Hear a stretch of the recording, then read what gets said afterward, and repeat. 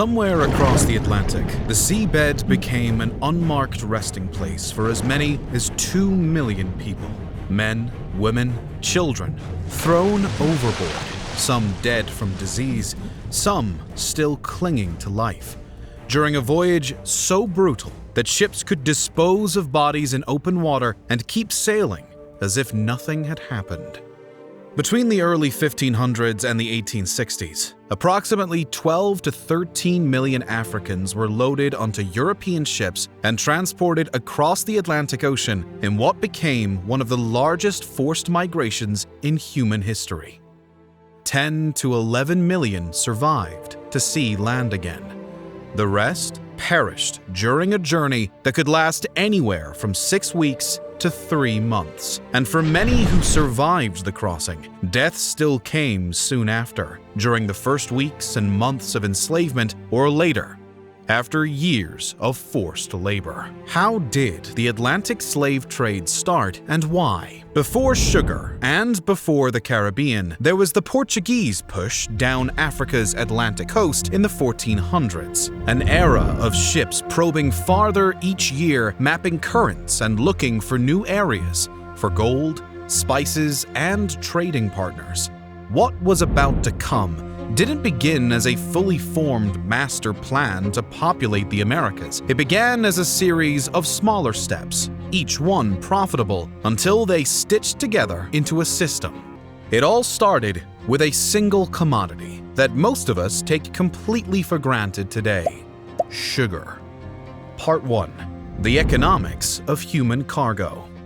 In the 1400s, sugar was a luxury in much of Europe, consumed mainly by elites. They called it white gold, and the name was not an exaggeration. Some even sold it as medicine. Kings presented it as diplomatic gifts, and like any precious commodity in short supply, it created an insatiable demand among those wealthy enough to taste it. But sugar demand alone didn't create a slave system. The missing ingredient was more practical, a new kind of production that required a controllable labor force every day at scale. Europe already had experience with slavery and coerced labor around the Mediterranean, but the Atlantic changed the equation because these new colonies had land and mills, but not enough workers. In the 1440s, Portuguese voyages began bringing African captives to Portugal. At first, this was not yet a plantation pipeline. Captives could be taken in raids, seized at sea or through deals, or even ransomed. They could be used for household labor, displayed as status, or sold for profit. One moment could be seen as a symbolic glimpse of where this could lead. In 1444, a large group of captives was brought to Lagos, Portugal, and publicly sold, described by a Portuguese royal chronicler. It wasn't the first slavery, and it wasn't the first time Africans were enslaved in Europe, but it showed something crucial. A voyage could return with people, and those people could be converted into money, again and again. But raiding was risky and unreliable, and it provoked fierce resistance. So the pattern shifted. Rather than trying to capture people directly in numbers, Portuguese operators increasingly bought captives through coastal trade, using local brokers and political authorities who controlled access to shoreline markets. Trading posts and contracts made the supply more regular than hit-or-miss raids. Now connect that to sugar. Sugar wasn't just a crop.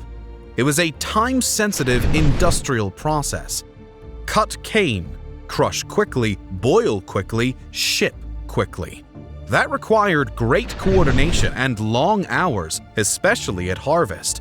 It pushed investors towards labor they could compel on schedule, not labor that could walk away. This is the point where captives stopped being occasional cargo. Fixed investments in land, mills, boilers, and irrigation only paid off if labor could handle it.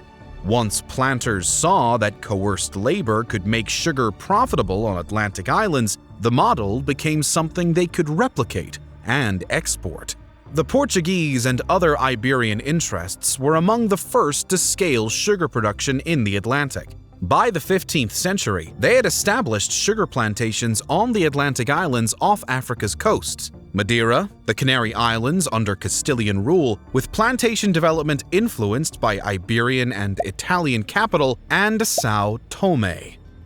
These islands were the base of what would become the most profitable agricultural system in human history by that point: the plantation model.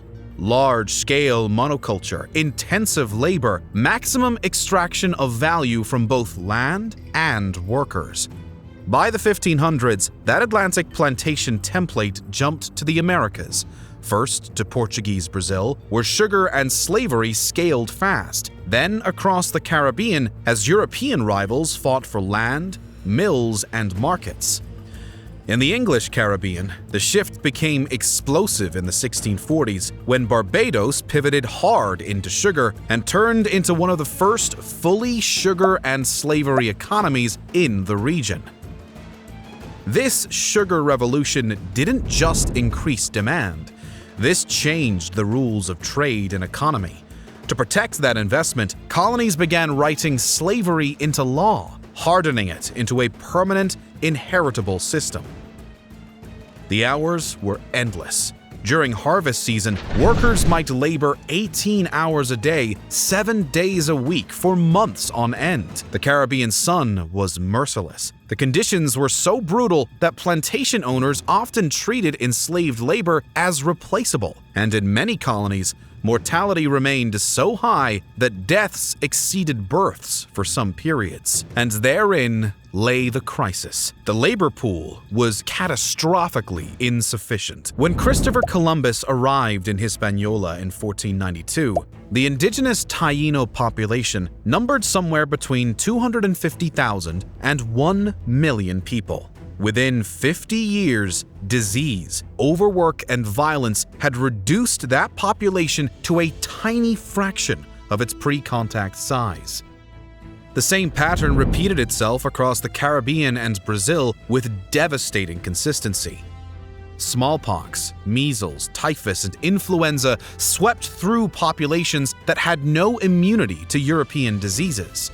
Even where indigenous people were enslaved and forced to work, the labor supply shrank rapidly through death, flight, and disruption, and planters still demanded a larger, more reliable workforce than the region could provide. The Spanish tried importing European laborers, indentured servants who would work for a set number of years in exchange for passage to the New World.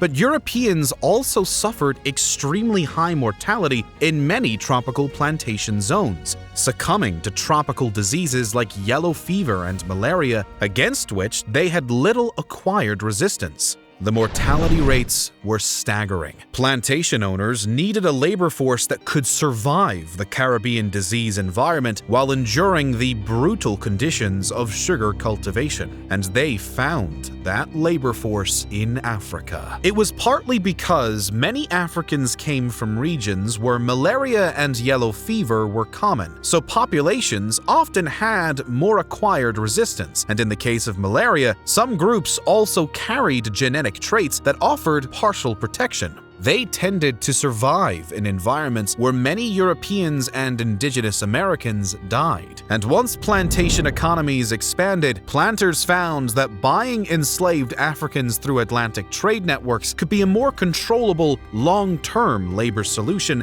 than relying on others. To lock that labor into the future, colonies built laws that made slavery permanent and inheritable and reinforced racial ideas that defined Africans as lesser and as property. Part 2. Exploration into Africa.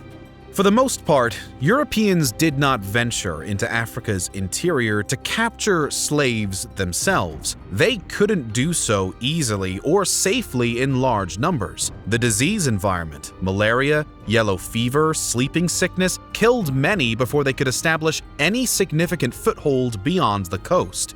European mortality rates in West Africa were high. The Portuguese learned this lesson early. In the 1440s, they attempted direct raids along the West African coast, sending armed parties ashore. They met fierce resistance and faced heavy losses and practical limits, and many raiding efforts failed to produce reliable supply. So the Europeans learned. They stopped trying to raid. They started trading instead. Trading instead didn't mean fairness. It meant a different method, one that scaled. Along the coast, Europeans built or expanded fortified trading posts, places designed for storage, negotiation, and control of shipping lanes. Some began as gold posts and later became major slave trade hubs. For example, Elmina, built by the Portuguese in 1482 to protect the gold trade, later became one of the most important Atlantic slave trade waypoints under successive European powers. Nearby forts and castles like Cape Coast served similar roles as the volume grew. But these forts didn't reach inland like modern empires. In many regions, Europeans depended on African intermediaries, coastal elites, brokers, interpreters, and merchant networks who controlled access to people moving from interior routes to shore. Ships often waited weeks or months while captives were assembled, prices negotiated, and barter goods moved through the local economy. And what were captives paid for? A huge range of trade goods functioned like currency: textiles, metal bars, alcohol, gunpowder, guns, and in many regions specialized forms of money used in West African trade, including copper or brass objects and shells. The point is, by the time a captive reached the shoreline, they had already passed through a chain of transactions where human life was converted into cargo. This is one reason the trade became so hard to stop later. It wasn't a single moment, it was a network. Routes, middlemen, coastal markets, forts, shipping schedules, and credit relationships repeating over and over with brutal efficiency until it became a habit. The enslaved people who boarded those ships bound for the Americas had typically been captured far from the coast, sometimes hundreds of miles into the African interior. They had been taken as prisoners in wars between rival kingdoms or tribes, and sold as punishment for crimes real or invented or seized in raids. A complex network of African traders, brokers, and political leaders controlled this supply chain from the interior to the coast. For example, the Kingdom of Dahomey, which rose to prominence in the early 1600s on the Abomey Plateau. When King Agaja conquered the coastal city of Ouidah in 1727, he gained direct access to European traders and their goods, particularly firearms. This access transformed his kingdom. The slave trade became the economic engine that powered Dahomey's expansion, providing the wealth to purchase European weapons and the military captives to sell for more weapons. Dahomey's famous Amazons, the Agoji, as they were properly called, conducted raids into neighboring territories that captured thousands of men, women, and children for sale to European ships waiting in the harbor at Ouidah. The annual customs of Dahomey, the kingdom's most important religious and political ceremony, included ritual executions of war captives, but also the sale of thousands more to European traders. By some estimates, Dahomey supplied a large share of captives exported from Bight during certain decades. The Oyo Empire to the east was even more powerful and deeply enmeshed in the slave trade. Oyo's cavalry gave the empire a major military advantage because their horses could survive in the savanna regions, where the tsetse fly, responsible for spreading sleeping sickness, did not thrive. By the 1730s, Oyo had forced Dahomey into tributary status and controlled much of the slave trade passing through the Bight of Benin. The empire's wealth derived in large part from its role as a middleman between the interior slave-producing regions and the European traders on the coast. The Asante Confederation emerged from the forest regions of what is now Ghana. Initially built on gold, The Gold Coast was aptly named, and Asante controlled some of the richest gold deposits in West Africa. The Confederation increasingly turned to slave trading as European demand exploded in the 1700s. The Asante Wars of Expansion produced captives by the thousands. Those captives produced profits when sold to European traders. Those profits purchased more firearms for more wars of expansion. It was a self-reinforcing cycle of violence and commerce. An African king who refused to sell captives to European traders would watch his neighbors arm themselves with European weapons while his own military stagnated. He would find his people raided by those better-armed neighbors. He would lose territory, subjects, and eventually his power. But we must be careful here not to fall into a trap of false equivalence. The fact that some African elites participated in and profited from the slave trade does not distribute moral responsibility equally across all parties, nor does it diminish the fundamental actions. Before Europeans arrived, slavery in Africa looked very different depending on the place and the period. In some societies, enslaved people could be brought into households and sometimes earn freedom over time. In others, slavery was harsher, inherited across generations, and involved heavy exploitation. But it was not identical to what developed in the Americas, chattel slavery, in which human beings were legally defined as property that could be bought, sold, inherited, and worked to death, with that degraded status passing automatically to any children they might bear. This was industrial slavery, organized on a scale and with an intensity that had no precedent in the Atlantic world. And it wasn't only violence, it became law. For example, in English colonies, slave societies increasingly wrote slavery into legal codes that treated enslaved people as chattel property. Barbados issued a major comprehensive slave code in 1661, helping define slavery as a system of property and control. In the colony of Virginia, a 1662 law answered a chilling question: whether a child born to an enslaved mother would be free or enslaved, by declaring that children would be bond or free according to the condition of the mother.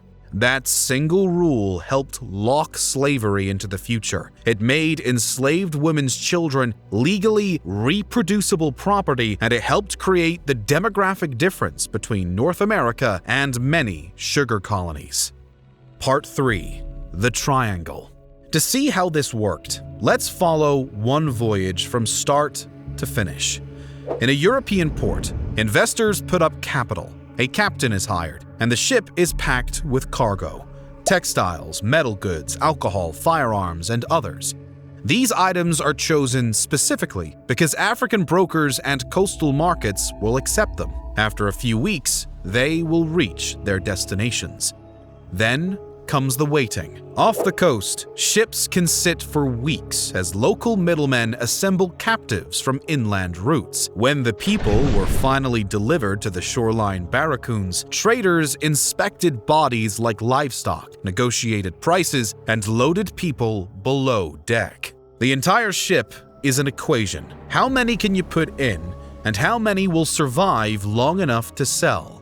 The famous Brooks diagram shows 454 people under British regulation. Yet, that same ship had previously carried as many as 700. The second leg, the Middle Passage, was the base of the triangle, carrying enslaved Africans westward across the Atlantic to the Americas. We will discuss this in detail a little bit later in the video, but this voyage typically took 6 to 8 weeks under favorable conditions, though poor navigation, contrary winds, and extended periods of calm could stretch this crossing to 3 months or more. The third leg returned the ships to Europe carrying the products of slave labor: sugar, molasses and rum from the Caribbean, tobacco from Virginia and Maryland, cotton from the American South, coffee from Brazil. Later, these raw materials fed the growing factories of the Industrial Revolution. Manchester's textile mills ran on American cotton picked by enslaved hands. London's coffee houses served Brazilian beans harvested by enslaved workers. French aristocrats sweetened their tea with Caribbean sugar produced under conditions of almost unimaginable brutality. Every leg of this triangle was extremely profitable. A ship that completed the full circuit might triple or quadruple its initial investment. The profits were so enormous that they attracted capital from across European society. Merchants, ship owners, aristocrats, clergy, universities, and charitable institutions invested in slaving voyages. By the 1700s, sugar alone had become one of Europe's most valuable colonial commodities. It's believed that between the 1500s and 1866, approximately 12 to 13 million Africans were loaded onto slave ships bound for the Americas. Of those, roughly 10 to 11 million survived to be sold in American slave markets. The difference perished during the Middle Passage. Portuguese ships carried the largest portion of this human cargo, nearly 5.8 million people over the course of the trade, the vast majority destined for the sugar plantations and gold mines of Brazil. British ships transported over 3 million Africans, primarily to the islands of Jamaica, Barbados, the Lesser Antilles, and North America. French vessels moved approximately 1.3 million, mostly to modern Haiti, Martinique, and Guadeloupe. The Dutch, Spanish, Danish, American, and other traders accounted for the remainder. Mainland Spanish America, today's Mexico, Peru, Colombia, and Venezuela, received far fewer than the Caribbean, while the Spanish Americas as a whole received roughly 1.5 million directly from Africa. Only about 388,000 enslaved Africans arrived directly in what would become the United States. That's less than 4% of the total trade.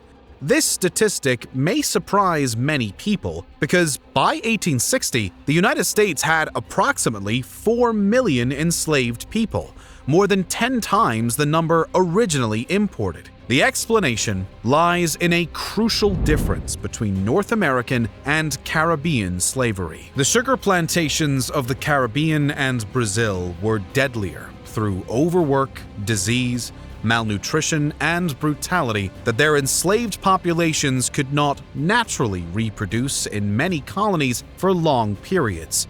For some periods, deaths consistently exceeded births. The only way to maintain the labor force was through constant importation of new captives from Africa. Enslaved populations in North America achieved natural increase, with births exceeding deaths for much of the 18th and 19th centuries, shaped by demography, policy, and the internal slave trade, as well as climate. This meant that by the time of the Civil War, the majority of enslaved Americans had been born in America and had families extending back generations on American soil. But there's another mechanism behind that growth: the domestic slave trade. After the United States banned the importation of enslaved people in 1808, slavery reorganized internally.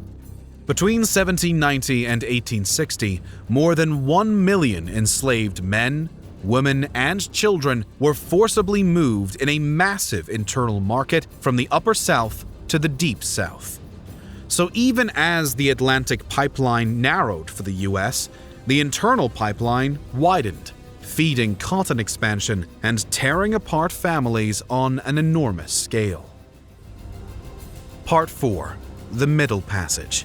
The voyage itself, the Middle Passage, that carried millions of people away from everything they knew toward a destination they could not picture. Once purchased on the African coast, captives were pushed into ships built around the idea of packing as many bodies below deck as possible, keep as many people alive to sell, and make the crossing pay. Every inch of space was counted. Below decks, the space was really tight. The ceiling was often 5 feet high, sometimes sometimes even closer. Most people could not stand. Many could barely sit. They laid in rows so tight that a person's space might be about 6 feet long and 16 inches wide. Often, rules regarding space were broken, and even more people were being added for extra profits. Captives were sometimes bought up in controlled batches. Crews forced movements, often called dancing, not as a care, but as risk control. Bodies kept moving were less likely to collapse into sickness that could wipe out profits. The same logic drove the ship's harsh cleaning, scraping decks, washing people with seawater, cutting hair, checking sores and injuries. There was also constant surveillance. Iron restraints clinked with every shift of the ship. Guards watched faces for signs of coordination, because the danger to a captain wasn't only illness. It was a moment when people moved at once. Food and water were measured, limited, and timed. When storms hit, hatches could be battened down for hours or days, trapping heat and air below while the ship rolled above. Even on calmer days, the lower deck became a place where night and day blurred into the same rhythm. Sounds of breath, coughing, chains, whispered prayers, and crying. Men were often shackled in pairs and kept below deck most of the voyage, brought up briefly under guard. Women and children were sometimes allowed more movement. Survivors described heat that made the lower deck hard to enter, air fouled by waste and vomit, and sickness spreading fast in a space to hold too many people. After navigational errors, long delays at sea, and crises of water or disease, people often died and were thrown overboard. And in some other cases, captives who were still alive were also thrown into the sea. Deaths varied. Some voyages arrived with losses under 5%. Others lost 40% or more. And that number is only the ocean portion of the pipeline. It does not include deaths on the march to the coast, in coastal holding pens, or after arrival during the first months of forced labor and new diseases. In some plantation zones, estimates for first-year deaths among newly arrived Africans fall in the 10 to 20% range. The crossing also wasn't the end of separation. On arrival, survivors were held, cleaned, and displayed for sale. Often families were split because individuals could be sold faster than kin groups. Then came seasoning, the adjustment period many colonies treated as routine. New diseases, new climate, new labor, new punishments, and deliberate intimidation meant to force people into plantation order. Part 5. Resistance. From the moment of their capture to the moment of their death, enslaved Africans resisted their bondage in every way available to them. Hundreds of slave voyages experienced documented shipboard uprisings, a full-scale rebellion, a coordinated uprising, an attempt to seize control of the ship. That translates to nearly 500 documented rebellions during the centuries of the Atlantic slave trade, and more probably went unrecorded. The resistance took many forms, from quiet individual acts of defiance to violent collective uprisings. Some captives refused to eat, choosing slow starvation over enslavement, a choice so common that slave ships routinely carried specialized instruments to force food into mouths clamped shut against nutrition. Others threw themselves overboard, preferring drowning to the unknown horrors that awaited them in the Americas. Ship captains responded by stringing netting along the sides of their vessels. When opportunities arose, enslaved people fought back directly. A famous uprising occurred in July 1839 aboard the Spanish schooner La Amistad. 53 Africans who had been transported from Sierra Leone managed to free themselves from their chains while the ship was sailing from Havana to another Cuban port. Their leader was a young man named Sengbe Pierre, whom the Spanish had renamed Joseph Cinque. Working in the darkness below decks, Pierre found a loose nail and used it to pick the locks on his chains. He then freed others, and together they armed themselves with sugarcane machetes stored in the hold. Just before dawn on July 2nd, they burst onto the deck and attacked the crew. The captain and the cook were killed in the fighting. The Africans spared the lives of 2 Spanish plantation owners, José Ruiz and Pedro Montes, ordering them to sail the ship back to Africa. But the Spaniards deceived their captors, sailing east toward Africa during the day when Pierre could track their direction by the sun, but turning north and west at night. After 2 months of this zigzagging course, the Amistad ran aground near Long Island, New York.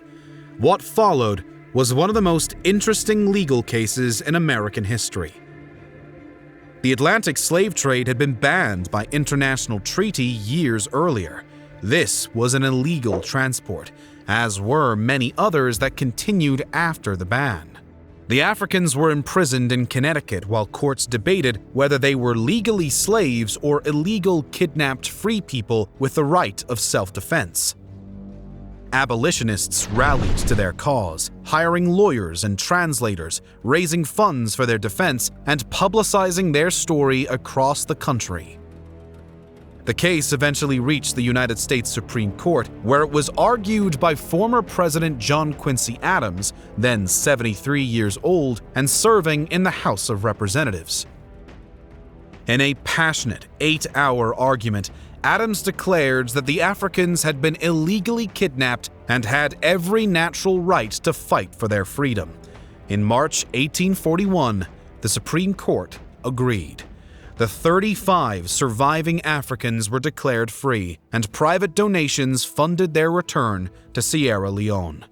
The Amistad case was exceptional, as most shipboard rebellions ended in bloody suppression, with the survivors facing horrific punishments. Part 6: Abolition and its Limits. By the late 1700s, a movement had begun in Britain that would eventually bring the Atlantic slave trade to an end.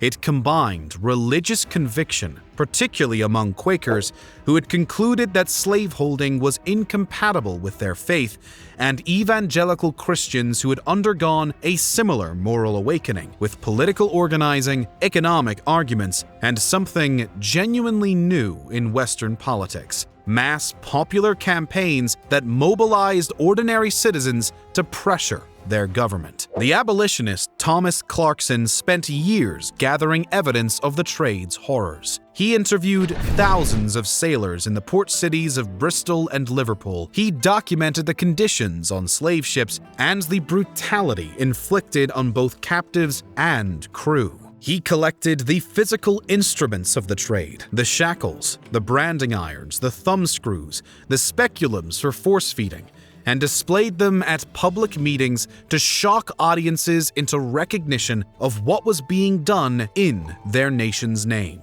Olaudah Equiano, who had purchased his own freedom after years of enslavement, wrote an autobiography that became one of the best-selling books of its era. The interesting narrative of the life of Olaudah Equiano put a human face on the millions who had suffered in the trade, describing in vivid and horrifying detail his capture in Africa, his transport across the Atlantic, and his years of bondage before finally obtaining his freedom. The book went through 9 editions in Equiano's lifetime and was translated into Dutch, German, and Russian. And then there was William Wilberforce, the Member of Parliament who would become the public face of British abolitionism. He was a wealthy Anglican who had undergone an evangelical conversion. Wilberforce made ending the slave trade his life's mission. Year after year, he introduced bills to abolish the trade. Year after year, Parliament rejected them, as the powerful West India lobby, the plantation owners, merchants, and investors whose wealth depended on slave labor, mobilized to protect their interests. But public opinion was shifting. Petition campaigns gathered hundreds of thousands of signatures demanding an end to the trade. Sugar boycotts spread as consumers refused to purchase products tainted by slave labor. Poets, artists, and writers took up the cause, making abolitionism fashionable among the educated classes. The Wedgwood Pottery Company produced medallions showing a kneeling enslaved person in chains with the inscription, "Am I not a man and a brother?" An image that became perhaps one of the first political logos in history. The turning point came in 1807, with the slave trade's defenders weakening by political changes and public pressure mounting. Wilberforce introduced yet another abolition bill. This time, it passed, 283 votes to 16 in the House of Commons. As the result was announced, the House rose in a standing ovation for Wilberforce, who sat weeping in his seat. On March 25, 1807, the Slave Trade Act received royal assent. It was now illegal for any British subject to trade in enslaved people. Making it illegal was one thing, stopping it was another. Great Britain put real resources into suppression, including naval patrols off West Africa. Over time, British forces intercepted slave ships and brought them to admiralty courts and mixed commissions. Tens of thousands of people were removed from captured ships, and many were landed in places like Sierra Leone or other British-controlled ports. But even this liberation could be harsh and unstable. Many rescued captives arrived sick, malnourished, and traumatized, and disease outbreaks were common in overcrowded holding conditions. And freedom did not automatically mean safety. The end of the legal trade was a major turning point, but its aftermath still involved coercion, poverty, and uncertainty for people whose lives had already been shattered. So abolition had limits in two directions at once. It didn't end illegal trafficking quickly enough, and it often failed to deliver humane outcomes to the people it pulled from ships. But the end of the legal trade did not mean the end of the actual trade. British abolition covered only British ships and British colonies. The Portuguese, Spanish, French, Dutch, and Americans continued their trafficking. And even after those nations officially banned the trade, the United States in 1808, the Netherlands in 1814, France in 1815, illegal smuggling continued on a massive scale. Slave traders adapted, using faster ships, false flags, and corrupt officials to evade the anti-slavery patrols that the British Navy deployed along the African coast. Nearly 30% of all enslaved Africans transported across the Atlantic, over 3.5 million people, were shipped after Britain's 1807 abolition. The last known ship to bring captives from Africa to the United States, the Clotilda, arrived in Alabama in 1860, more than 50 years after the trade was supposedly ended. The demand for enslaved labor in Brazil, Cuba, and the American South was simply too profitable to be stopped by laws alone. And even the end of the slave trade did not mean the end of slavery itself. That required separate campaigns, separate legislation, and in some cases, violent revolution. Britain abolished slavery throughout most of its empire in 1833. But the formerly enslaved were required to continue working for their former masters as apprentices until 1838, and the slave owners received compensation of £20 million, roughly tens of billions of pounds today. The enslaved received nothing. France abolished slavery in its colonies in 1848, after a revolution in Paris brought anti-slavery Republicans to power. The United States did not end slavery until 1865, after a civil war, and Brazil, which received more enslaved Africans than any other nation, did not abolish slavery until 1888, making it the last country in the Western Hemisphere to end the institution. Part 7. The Legacy. What did the slave trade leave behind? The question is almost too large to answer, but let us attempt at least a partial accounting. In Africa, the loss wasn't only the millions shipped away, it was generations that never had the chance to be born. It also bent development in ways that lasted. Places that lost more people to trade often ended up poorer later. When raids are a real possibility, when betrayal can mean disappearance, trust stops being a virtue and becomes a risk. People pull inward. Cooperation shrinks. Trade networks weaken. Communities harden their boundaries and treat outsiders as danger, not opportunity. Over decades, that kind of fear doesn't just change politics, it changes habits, institutions, and what people think is safe. In the Americas, the legacy took a different form. Survivors and their descendants built new cultures from scattered fragments of many African traditions. Languages, rhythms, beliefs, family structures remade under pressure into something new. Jazz, blues, rock and roll, hip-hop, salsa, samba, reggae all trace their roots to the African diaspora that was created by the slave trade. And it didn't just stay in the past. Big historical systems don't end without complications. They set off chain reactions. In where wealth accumulates, where poverty concentrates, regions form, how communities trust or distrust, and how identities harden or blend. The slave trade was one of those events. Its effects didn't vanish when the ships stopped. They kept reshaping the world, quietly and loudly, in more places than people realize.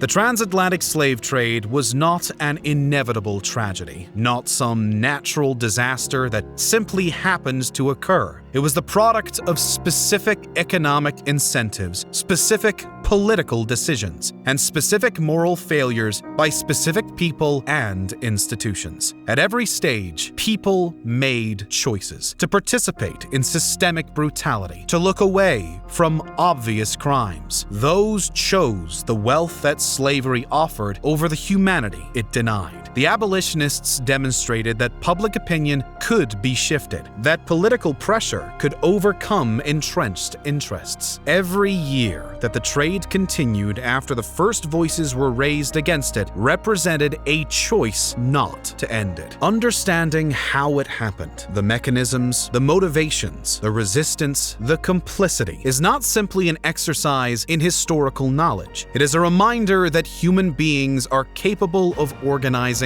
tremendous evil in pursuit of profit, and that other human beings are capable of extraordinary courage in pursuit of freedom and justice. Both capacities remain with us. The ocean keeps no monuments.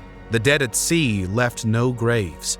Many were lost to the Atlantic Ocean, unmarked and largely forgotten, except in the stories passed down through generations of descendants and in the scholarly work of historians who pieced together the evidence of what was done. But their story and what it reveals about human nature at its worst and its best, about the capacity for cruelty and the capacity for resistance, about the costs of greed and the power of solidarity, continues to shape the world they never chose to make.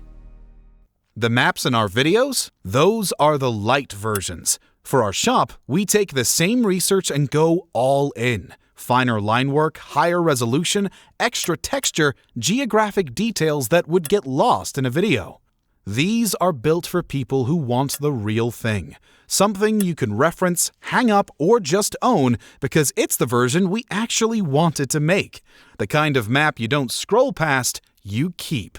Check your favorite on our website at knowledgeia.co or by clicking the link in the description.